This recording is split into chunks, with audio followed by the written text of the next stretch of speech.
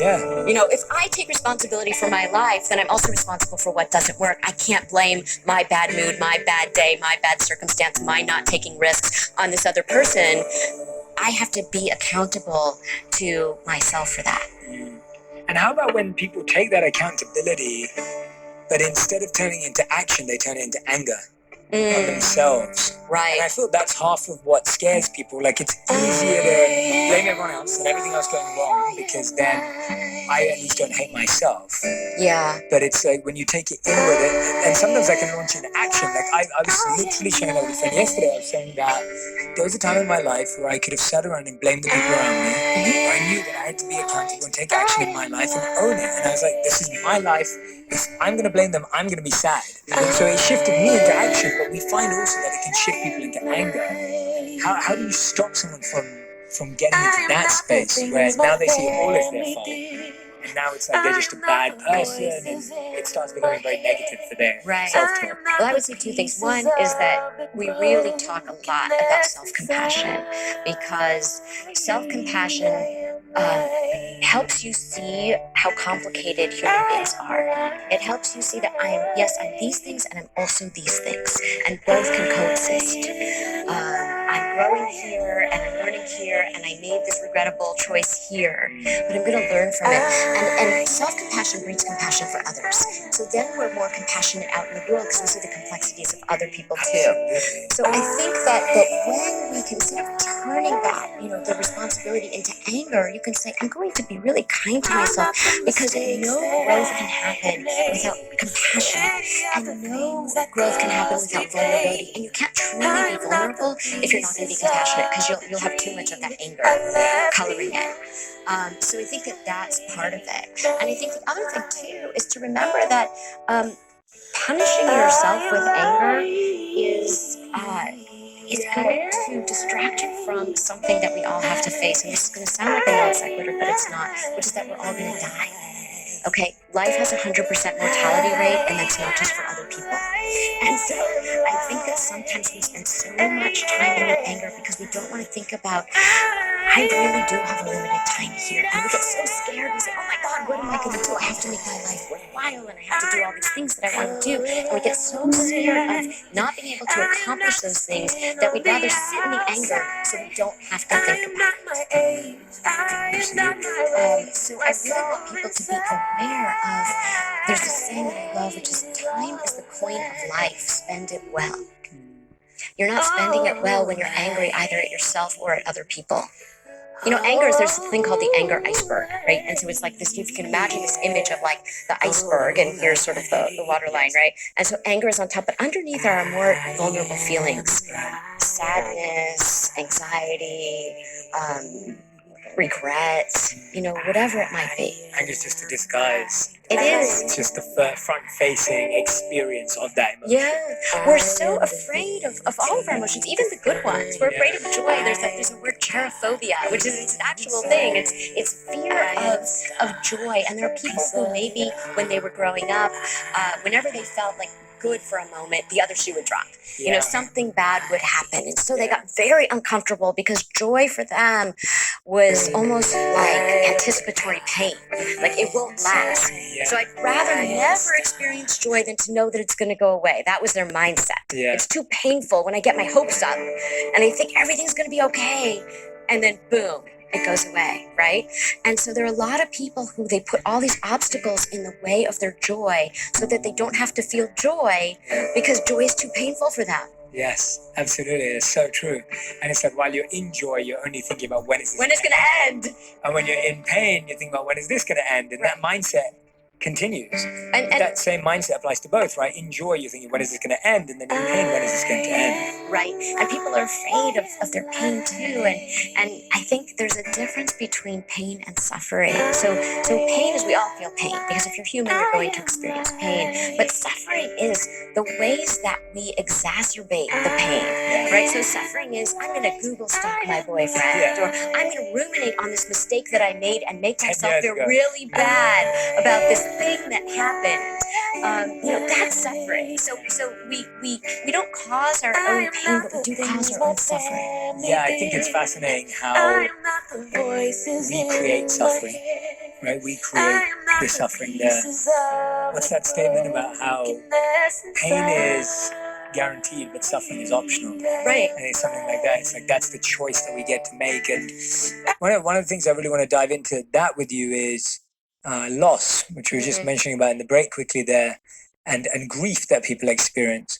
And I know for long parts of my life, I personally really struggled with knowing how to deal with people who'd lost someone. For a great amount. I think I'm a lot better now, but it was something I genuinely had to work on.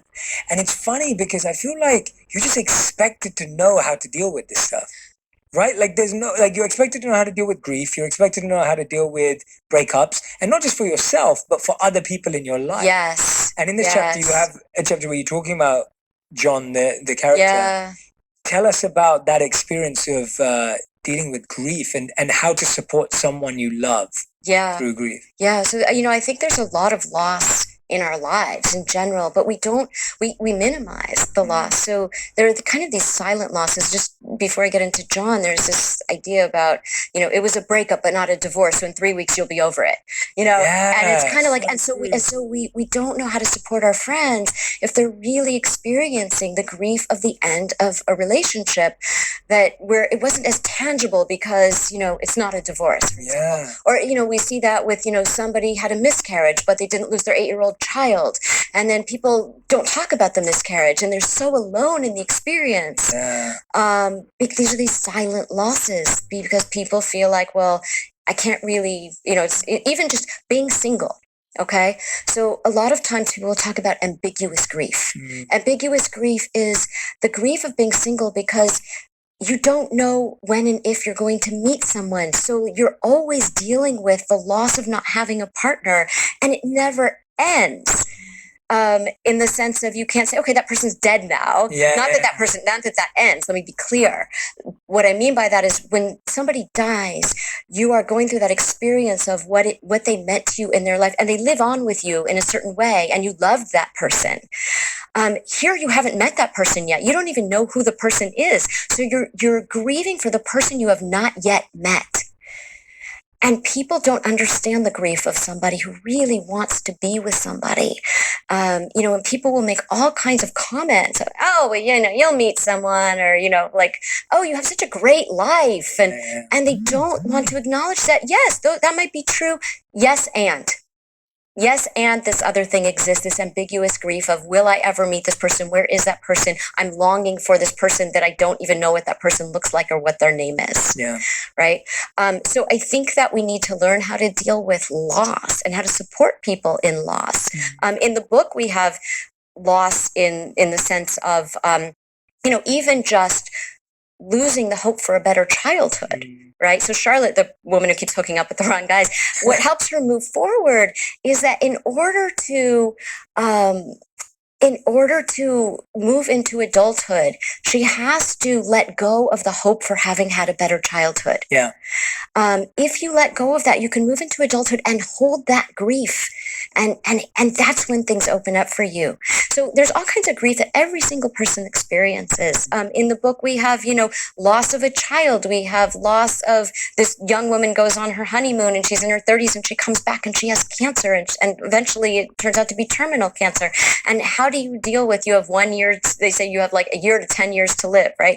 And so people would say all these things like, have you gotten a second opinion? Like they don't know how to sit with her in the reality of her diagnosis.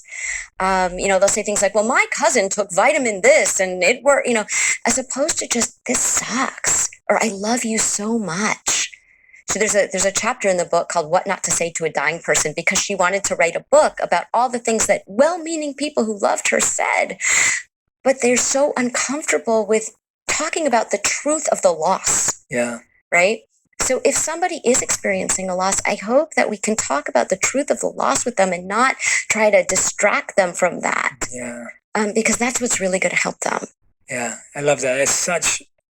That's the best advice I've ever heard on loss, for sure, because everything's a distraction. We're always trying to distract people from their pain. And it's our discomfort. Yeah, it's our discomfort reflecting onto them. Right. Yeah. We say, oh, I don't want to make them uncomfortable. You're actually making them uncomfortable by not speaking about what's there in plain sight. Yeah. So this thing is there in plain sight sitting between you, and you're not talking about that, and you're making them uncomfortable. And they feel like then, oh, I feel so unseen right now because you are trying to make yourself more comfortable in talking to me, and I'm not in this equation at all, and yet you're trying to comfort me. Absolutely. Yeah, I mean, I can definitely think of, there are literally people's faces flashing in front of me right now that when you're saying that, I'm like, yeah, that's exactly what they wanted to talk about. That's exactly what they wanted to do. But either I was too scared to go there, or if it was me, people were too scared to go there, or whichever way it was. And yeah, it's a little bit like apologies. You know, like, who's the apology for? Right? Are you apologizing because you really feel you regret that happened and you feel sorry? Or are you apologizing because it will make the other person feel better? And I think that the more that we can have an authentic dialogue and go to the hard places, both people end up feeling seen and heard. Absolutely, yeah. That's the hope. Yeah, I'm hoping everyone who listens and watches this conversation is just and reads the book 100%. Like, I really hope everyone who's listening and watching today reads the book, because I feel like it's exactly that. It's these subtle insights. It's life's all lived in these moments, these transition moments, these pain moments, these tragedy, but like these moments, and they define our relationships. They define how much we trust others. They define who we feel loved by and who we feel close to and who we feel far from. Like, for example, when you just want to go to the park on a sunny day and someone doesn't want to go, you don't feel offended by that. Like, it doesn't affect your relationship. But it's like when you're going through something really painful and someone doesn't know how to process that, that feels like it can make or break a relationship often. And I see that with people deciding who they love by how they feel that person treats them when they're going through something difficult. That's right. And that's why going back to what I said earlier about choose your audience, that, you know, you want to make sure that the person that you're opening up to is the right person. Yeah, absolutely. 2 more questions before I ask you the final set of rounds. So 2 questions that I want to end on before we go into the rapid fire rounds are, how do we be a good friend to others? I know it's a very open question, but I want to leave it open so that you can answer it. What is the best way to be a good friend for someone else? And the second question, how do we allow our friends to be the best for us? Because I think that's the part that we don't hear often enough, is how can we help other people help us better? Yes. We can be a good friend to others by learning to speak their language. So I do that as a therapist all the time. Just because this person comes in with something that's similar to what the other person came in with, they're unique individuals. And you have to learn to speak someone's language. So often we try to take our language and push it onto them. And it doesn't work. Totally. Right? So being a good friend means I care enough about you to learn your language. And how can we help someone be a good friend to us is to be open to the differences between us. Beautiful. We need to let those differences be a part of our friendship to enhance our friendship. I think so many people are so worried about, bringing those differences into the friendship. They think, well, there's going to be a rift here. I believe this and you believe this, and we have different ideas about this. That's okay. Absolutely. That's amazing. Beautiful answers. Thank you so much for sharing those. So we have our fill in the blanks. Oh my goodness. And rapid fire rounds. Fill in the blanks is a new segment that we've started this year since the 1-year anniversary of the podcast. So I share sentences and you fill in the blanks. So therapy doesn't mean. Oh no. Okay, wait a second. I know. You can think about it. Okay. An instant fix. Okay, good. Okay. Humans are innately ridiculous. Okay. Shame and guilt are toxic. Changing your narrative allows possibility. Yes. Suppressing your feelings only makes you sick. We suffer unnecessarily when we get scared. Very good. Being vulnerable and transparent can transform us.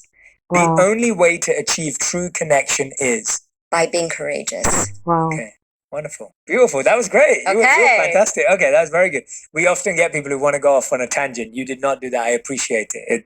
Sticking within the rules. Which is why I had to it's very think good. about it. Okay, so these are rapid fire now. Final five, which is one word to one sentence maximum. Okay. There are very few people that stick to it, but I have deep respect for anyone. I wasn't sweating before. I know. Okay, fine. All right, here we go. Let's go. Selection. What question do you wish people would ask you more often? How do you feel? Really? Mhm. Interesting. How do you feel? Right I'm going to now, start the trend. right now I feel very joyful. You're very kind. I appreciate that. That's cool. That's interesting. I'm going to go off on a tangent. Okay. Because I have so much to say about that, actually. Yeah, let's go. Okay, Yeah. so let's go. Yeah. I felt we needed to do. How? I feel like people don't ask that. Or when they do ask that, they're expecting you to say, okay, good, bad. It's like we give such bad answers to that question. And when someone gives me an interesting answer to that question, I'm almost more alert. Yes. So it's not. So it's. I don't mean how do you feel like. Oh, hey, how you doing? I mean, I actually want people to be curious. And so I think people are so curious about like what's going on, how's that project going, what's going on with it? It's sort of like all this like content level things, right? I want to get in the process with people in the right context. Yeah, of course. So I think that sometimes we forget to ask the people that we care about how they feel.